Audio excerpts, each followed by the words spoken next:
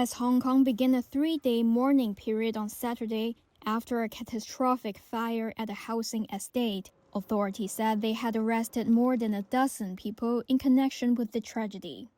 The blaze, which tore through 7 high-rise blocks of the Wang Fuk Court complex on Wednesday, was the city's deadliest in nearly 80 years. We expected that when Police warned the death toll of more than 120 was likely to rise, with 150 people still missing as of Saturday.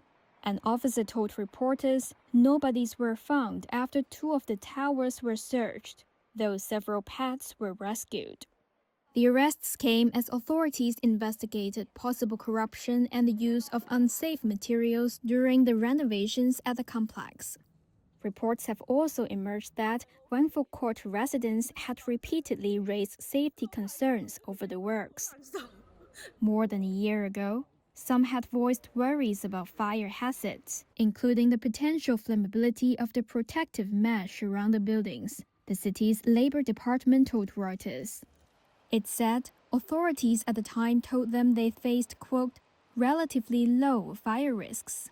However, police said on Thursday materials used in the renovations were, quote, suspected of not meeting fire safety standards.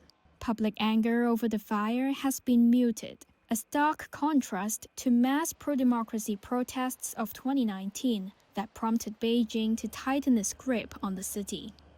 But the reports of the complaints have shaken the city's residents. Hong Kong is supposed to be a civilized society. How come there's nobody checking around or inspecting things? Only after so many people have died and buildings have collapsed does the government finally speak up. Even the fire alarm didn't go off.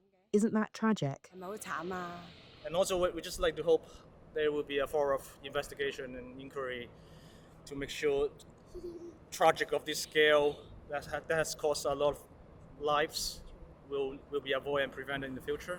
Some frustrated volunteers handed out flyers near the estate, demanding government accountability.